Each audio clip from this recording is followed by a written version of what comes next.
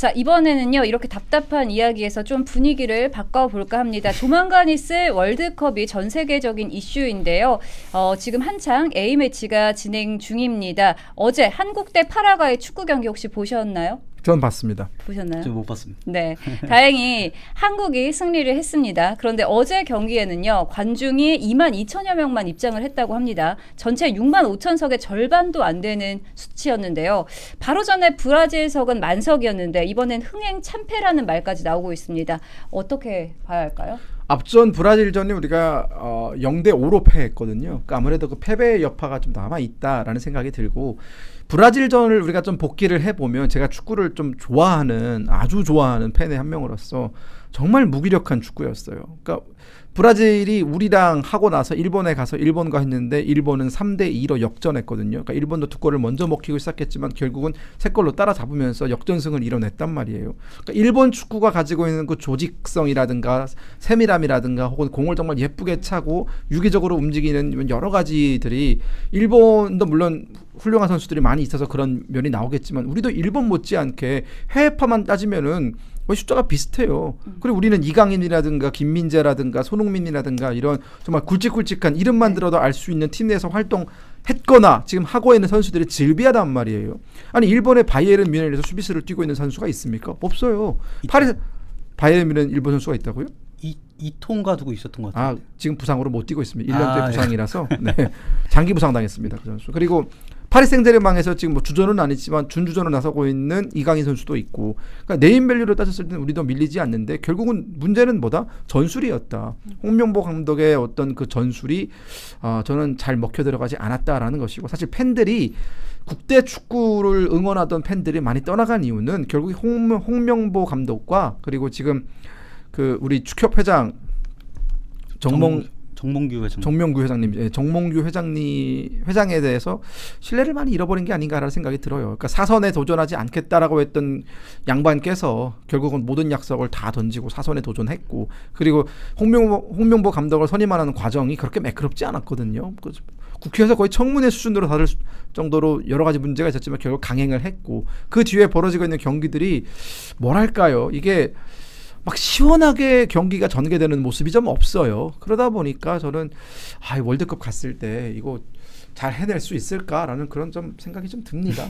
네, 그러다 보니까 국민들도 이 대한축구협회와 홍명보 감독에 대한 불만이 계속 쏟아지고 있거든요. 네.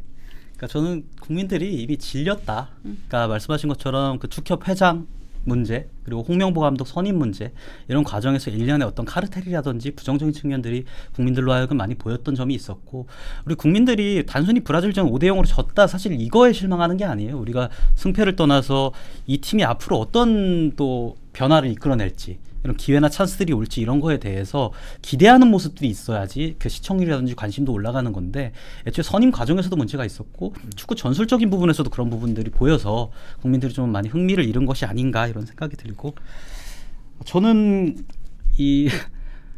축구를 사실 많이 보진 않습니다만은 예전에 저희 2002년 월드컵 때도 히딩크 별명이 뭐 4대 0인가 5대 0인가 그랬잖아요. 5대 0이었어요. 5대 0이었나요?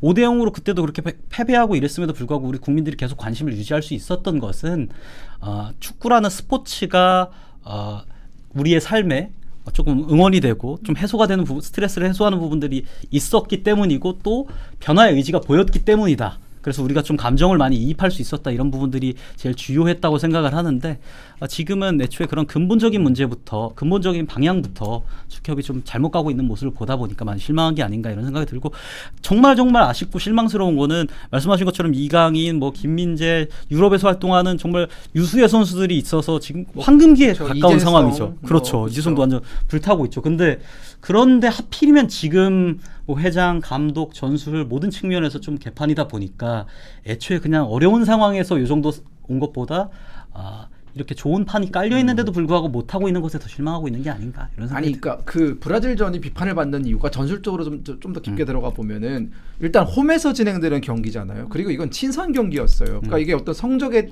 큰 영향을 받는 경기가 아니란 말이에요. 그러면 홈에 정말 많은 관중이 왔고, 우리는 일단은 뭐 강아지도 자기 집에서는 자신 있게 짖는다는데 홍명보 감독이 내셨던 전술은 3백 전술이었어요. 그 3백 전술은 철저히 내려앉아서 수비를 하겠다라는 전술이었거든요. 그러니까 이게 뭐냐면 브라질과 맞붙어서 우리는 골을 먹더라도 우리도 한 골 넣는 모습을 기대를 한 거예요. 그러니까 국민들이 브라질에 온다고 했을 때 브라질을 이겨주기를 바란 게 아닙니다. 그래도 쫄지 말고, 브라질에 왔다고 쫄지 말고 우리가 할 수 있는 플레이, 우리가 보여줄 수 있는 전술을 그대로 해서 한 골이라도 넣었으면은 이런 정도의 분위기가 아니었을 거예요. 그런데 홈에서 그 많은 관중이 왔음에도 불구하고 거의 하프라인 아래로 내려가가지고 수비만 했단 말이에요. 그러면 그렇게 수비에만 치중을 했으면, 그리고 뭐 손흥민이라든가 이런 발빠른 선수들한테 역습만 맡기는 축구를 할 거였으면 골을 먹히지 말았어야죠. 근데 골은 5골대로 다 먹히고 공격 찬스에서는 전방에 있는 공격수가 늘 고립되는 모습을 보여주는데, 이게 제가 그 축구를 보면서 안타까웠던 게 전반 끝나고 후반이 될 때 저는 교체가 좀 일어날 줄 알았어요. 왜냐하면 전반 내내 똑같은 패턴으로 당했거든요. 가두리 양식이란 말 아십니까? 우린 철저히 이렇게 브라질 선수들한테 둘러싸여가지고 계속 얻어맞기만 했거든요. 그러면 후반전 때는 그 전술에서 벗어나서 뭔가 브라질의 후방을 우리가 좀 뚫을 수 있는 여러 가지 다양한 전술적인 뭐 포메이션의 변화를 가져가든가 이런 것들을 좀 해야 되는데, 똑같이 3백을 유지하면서 계속 얻어맞는 그림이 90분 내내 갔습니다. 유효 슈팅 우리가 4개밖에 못했을 거예요. 그러니까 이걸 보는 축구 팬들은, 아니 우리가 지금 이렇게 웅크리고 앉아가지고 벌벌 떠는 모습 보려고 그 비싼 돈을 내가지고 여기까지 와가지고 그 비가 오는 날 목이 터져라 응원을 했느냐, 이런 분노가 나올 수밖에 없는 것이고, 브라질 대표팀 감독이 안첼로티입니다. 레알 마드리드라든가 이런 곳에서 뭐 챔피언스 리그컵도 들어올리고 아주 유명한 명장이에요. 근데 그 안첼로티 감독은 비가 쏟아지는 그 데크에 나와서 정말 열정적으로 선수들한테 지시를 전달하는 모습을 보였는데, 홍명보 감독은 그 비를 안 맞겠다고 안에 들어가가지고 팔짱 끼고 절대 나오지 않는 거예요. 그러니까 테크니컬 존에 나와가지고 뭔가 지시를 내리고, 이게 지는 감독의 모습이 아닌 거죠. 그러니까 저도 그걸 보면서 하고 싶은 마음이 없나? 라는 생각이 들어가지고 정말 짜증이 많이 났던 그런 경기였습니다. 갑자기 생각나는 게, 저희가 지금 전술적인 답답함이나 뭐 행정적인 답답함 이런 것도 있지만, 뭐 깊게 들어가면 뭐 축구가 지금 요즘 시대 뉴미디어 시대에 맞지 않아 90분짜리인데 뭐 문제가 있어, 혹은 뭐 일본과 달리 뭐 뉴스 체계 우리 육성 문제가 육성 그 환경에 문제가 있어, 이런 것도 있지만은 전 궁극적으로 좀 지금 정치랑도 일맥상통한다고 듣다 보니까 생각이 드는 것이, 그렇게 뭘 할지를 보여줘야 되는 겁니다. 그러니까 팀은 망하고 있지만 히딩크 감독처럼 우리는 이걸 계속 가져갈 거야, 뭐 체력으로 우리는 승부를 할 거야, 우리는 전술적으로 뭐 윙어를 쭉 올려서 승부를 볼 거야, 이런 모습들이 보여야 되는 거거든요. 근데 우리 정부는 예컨대 지금 실용외교를 한다고 해놓고, 실용외교가 뭡니까? 결국 꼭 먹고 알 먹고를 해야 되는데, 미국 쪽에도 개판 치고 있고 중국 쪽에도 개판 치고 있고, 그러니까 못하면 꽁이나 알이나 둘 중에 하나라도 먹어야 실용외교를 펼친다고 볼 수 있는 건데, 꽁도 못 먹고 알도 못 먹고 있다는 건 뭡니까? 결국 이념외교를 하고 있다라고 저희 국민들이 보고 있잖아요. 그런 부분에서 실망을 하는 것처럼, 지금 홍명보 감독님께 좀 죄송하긴 합니다만 이재명 그 대통령과 정부와도 좀 비슷한 맥락이 있는 것 같다. 뭘 할지를 안 보여주고 본인 폼 잡고 있는 데만 혈안인 그런 상황, 그런 모습들을 보면서 국민들이 분노하고 축구 팬들이 분노하는 모습은 어떻게 보면 좀 데칼코마니처럼 비슷하지 않나, 이런 생각이 갑자기 드네요. 네, 사실 정치도 그렇고 축구도 그렇고 정말 똑같은 거 아닌가 싶습니다. 우리 정치에 알맞은 리더십이 필요한 때 아닌가 싶은데요. 어떻게 보십니까? 지금 홍명보 리더십이 도마 위에 올랐지만 결국은 홍명보 감독은 스스로 내려오는 일은 없을 거예요. 왜냐하면 그 뒤에는 정몽규 회장이 버티고 있고, 정몽규 회장은 본인의 사선을 어떻게든 안정적으로 유지하기 위해서는 자기가 꽂아놓은 홍명보가 안정적으로 굴러가야만 결국은 이게 명분이 서는 거 아니겠습니까? 그렇기 때문에 저는 이 축협이 정말 어디까지 썩었는지 모르겠다라는 그런 말씀을 드릴 수밖에 없는 것이고, 그러니까 대한민국 축구, 저도 이제 대한민국 축구를 사랑하는 또 정말 열렬한 축구 팬의 한 사람으로서 좋았던 시절도 있었어요. 우리가 히딩크 감독 아까 5대0 뭐 이런 소리 들었지만, 그때 히딩크 감독은 골을 그렇게 많이 먹혀서도 욕은 안 먹었어요. 왜냐하면 맞불 작전을 놨거든요. 심지어 본인의 고향인 네덜란드 국가대표팀과 붙어가지고 우리가 정말 먼지나게 털렸는데, 그럼에도 맞불 작전을 나가지고 우리도 굉장히 짜임새 있는 공격을 보여줬습니다. 당시 수비 불안을 노출했지만 그건 평가전이니까 그 다음에 가서는 더 좋은 모습을 보여주면 된다라는 그런 배짱으로 나왔거든요. 하지만 지금 대한민국 국가대표팀이 보여주고 있는 모습은, 아까 이재명 대변인 잘 말씀하셨지만, 그래서 어떤 전술로 어떻게 공격을 하겠다는지가 전혀 안 보여요. 그러면 책임을 지는 사람이 있어야 될 거 아닙니까? 전술적인 부재에 대해서 누군가 책임을 지고 우리가 앞으로 이렇게 하겠다라고 설득을 해야 되는데 그런 모습도 안 보여요. 어느 순간부터 홍명보 감독은 카메라에서 사라졌습니다. 마이크를 잘 안 잡아요. 본인도 부끄러운 거 아는 거죠. 저는 그래서 우리가 이 국가대표팀이 물론 다른 걸 다 떠나서 브라질 그 북중미 월드컵에서 좋은 성과를 가져갔으면 좋겠으나 구조적으로 문제가 발생하고 있고 또한 그 구조의 그 깊이가 어디까지 썩어 있는지 모르는 상황 속에서 우리가 좋은 결과를 바라는 것은 결국은 감나무 심어놓고 배가 열리기를 바라는 그런 것과 똑같은 것 아닌가라는 생각이 들어서 저는 좀 기대를 접었습니다. 네, 스포츠든 정치든 결과는 늘 리더의 책임으로 돌아가는 것 같습니다. 팬들이 국민이 이렇게 등을 돌리고 난 후에는 신뢰를 회복하기 너무 늦었다는 거 명심해야 할 것 같습니다. 자, 계속해서 국감 이야기 좀 나눠보겠습니다. 짧게 나눠볼게요. 올해 국감을 한 문장으로 요약한다면 조희대로 시작해서 김현지로 끝난다라고 할 정도로 이번 국정감사 초미의 관심사 핵심 키워드가 바로 김현지 그리고 조희대입니다.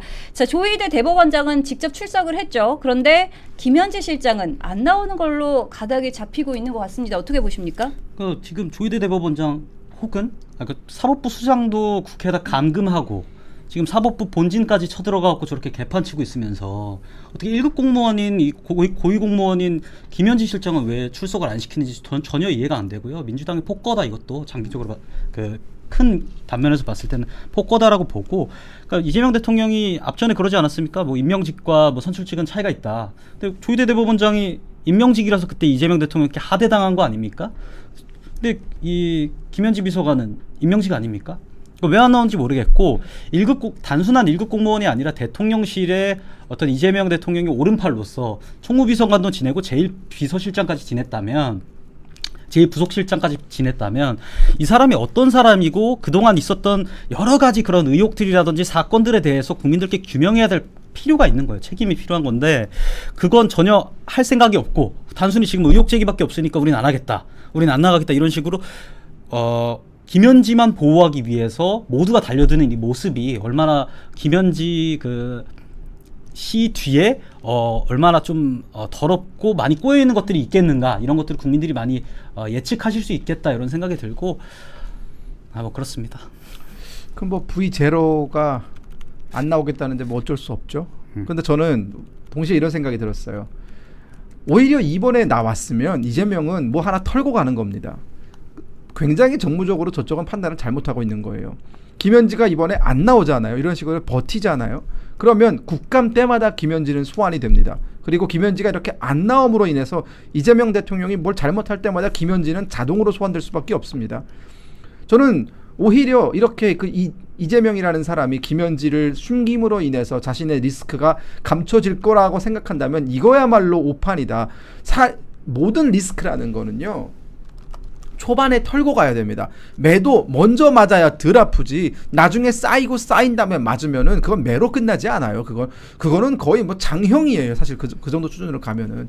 근데 지금 이재명 정부는 앞선 정부들의 여러 가지 지금 대한민국 건국되고 나서 좀 수많은 권력들이 교체가 되지 않았습니까? 그럼 그런 권력이 교체될 때마다 항상 문제가 됐던 것은 결국은 비선 실세였어요. 혹은 뭐 김현지가 비선은 아니지만 어쨌든 흑막 뒤에서 이 커튼 뒤에서 모든 것을 주무르고 있는 사람들이 있었기 때문에 결국은 그 권력의 끝은 좋지 않았거든요. 역사가 그걸 증명해주고 있습니다.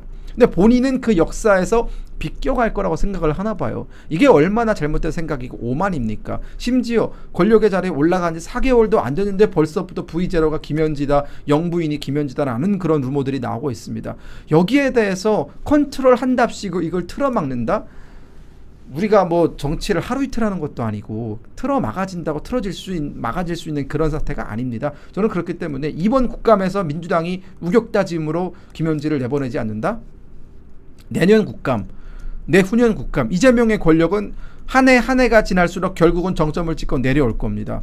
뭐 예를 들어 집권 4년차 때쯤에 국감 어떻겠습니까? 이재명의 지지율 오늘자 천지일보에서 보니까 40%대로 떨어졌던데 그때 가서는 20% 10%를 기고 있지 않겠습니까? 자, 그때 가서 김현지가 나왔다고 생각을 해보십시오.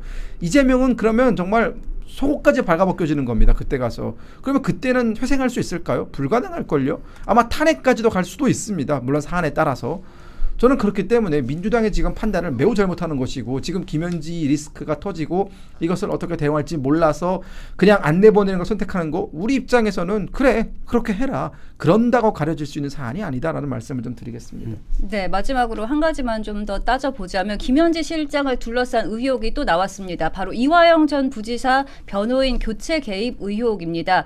김현지 실장이 설주환 변호사 교체 과정에 관여했다는 주지원 의원의 주장인데요. 이 의혹 어떻게 좀 봐야 될까요? 지금 이제 막 계속 나오고 있는데 법무부에서 좀 다루려고 하는 것 같아요. 근데 김현지 씨가 과거부터 뭐 저희가 이재명 그 대통령이랑 문자 나눈 것들, 뭐 전쟁입니다 이런 것들 나눈 것들 하기 전부터 이미 성남시 그 저희 지금 다른 것들 경부 동부연합 이슈도 나오는데 이전부터 이재명 대통령의 이재명 당시 지사의 비선 실지였던 것들이 속속들이 지금 각종 부처에서 발견이 되고 있어요. 관측이 되고 있고 그렇다 보니까 과거에 그 변호사를 교체한 썰 그리고 실제로 수사받은 내용에 대해서 본인이 보고를 받았다고 지금 얘기가 나오는 썰 이런 썰들에 대해서 객관적으로 입증할 만한 근거들이 지금 너무 많이 나오다 보니까 저는 결국에는 그 변호사 교체라든지 아니면 어떤 식으로 가서 수사받아라 라는 그런 지시까지도 신빙성이 있는 것들이라고 보고 있고 그렇게 지금 국민의힘 의원들도 판단을 하고 김현지 씨를 각종 국정감사의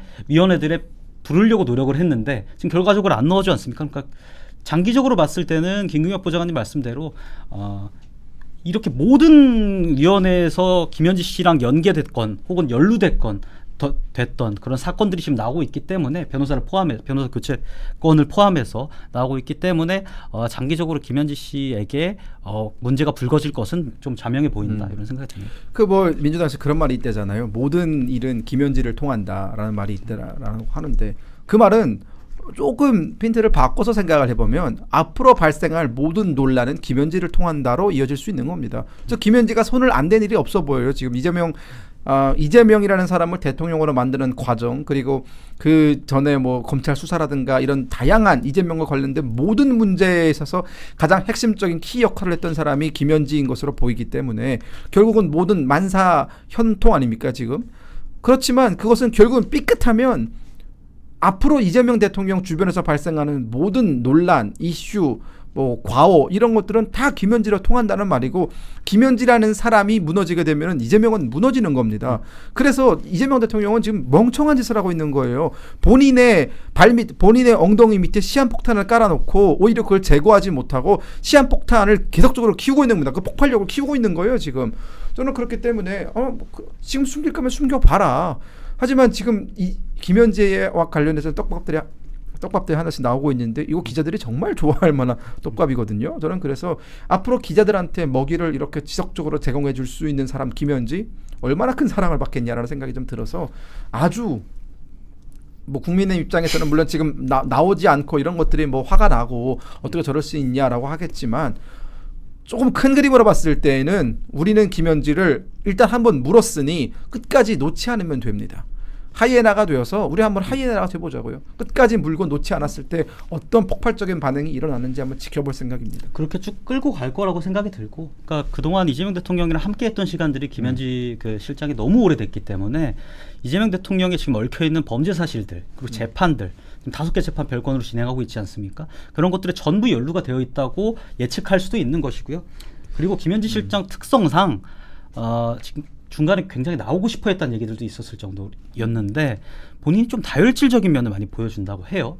원래 스타일 자체가. 그러다 보니까 나왔을 때 너무 오랜 기간 동안 지금 범죄를 이재명 대통령과 같이 해왔기 때문에 뭐가 나올지도 모르는 상황에서 이 다혈질적인 인물이 국감장에 나오게 되면 어떤 리스크가 발생할지 모르니 이재명 대통령 입장에서는 막을 수밖에 없었다라고 보이고 이것이 결국에 나중엔 더 큰 문제로 비화될 거다 이렇게 좀 보고 있는 상황입니다. 이번에 그 김현지를 파다 보니까 결국은 드러난 게 이제 경기 동부 연합과의 연관성 그리고 현재 민주당에서 이른바 개딸이라는 포지션을 차지하고 있는 사람들의 정체성 이런 것들이 지금 조금씩 그 실마리를 보이고 있는 것 같아요. 그러니까 국민의힘의 그 박정원 의원이 결국은 이제 그 경기동부연합과 연관서를 제기를 하니까 지금 갑자기 민주당에서 박정원을 공격하고 있고 핸드폰 번호가 공개가 되면서 SNS라든가 문자라든가 통화를 통해서 정말 말도 안 되는 양의 문자와 전화를 받고 있다고 하거든요. 그 말은 뭐냐? 제대로 건드렸다라는 거예요. 저 사람들이 저렇게 발작에 가까운 반응을 보이고 있다는 것은 결코 드러나서는 안 되는 고리의 일부분이 드러났을 때 저렇게 행동을 하거든요.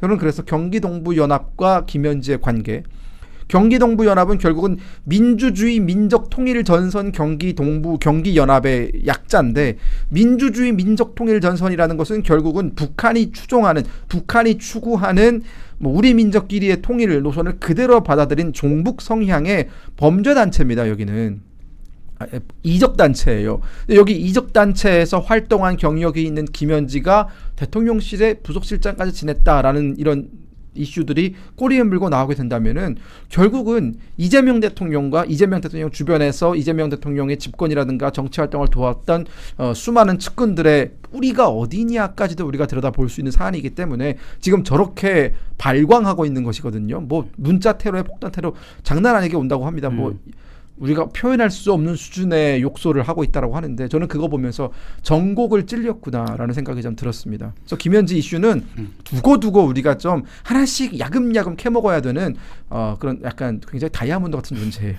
네. 그리고 여기 추가적으로 좀 말씀드리자면, 김용우 의원이 그 프롬프터에다가 이 문자 내용을 까지 않았습니까? 그 프롬프터에 쏜 거기 때문에, 그러니까 국회법에 따라서 이 면책특권이 부여되는 그 범위는 말하는 거, 국회 안에서 이제 그런 것들에만 반영이 되는 건, 적용이 되는 건데, 프롬프터로 쐈기 때문에 면책특권 조항이 그분에게 적용이 안 된다, 이런 얘기들이 좀 많거든요. 실제로 저희가 지금 폭행건으로 하나 고소를 하고 개인정보보호법으로 고소를 들어간 걸로, 오늘 오후 2시에 들어간 걸로 알고 있는데, 면책특권이 적용이 되는지, 과연 경찰과 검찰이 이번에도 편향적인 그런 수사를 이어갈 건지, 이것도 국민분들께서 쭉 주목해 주셨으면 감사하겠습니다.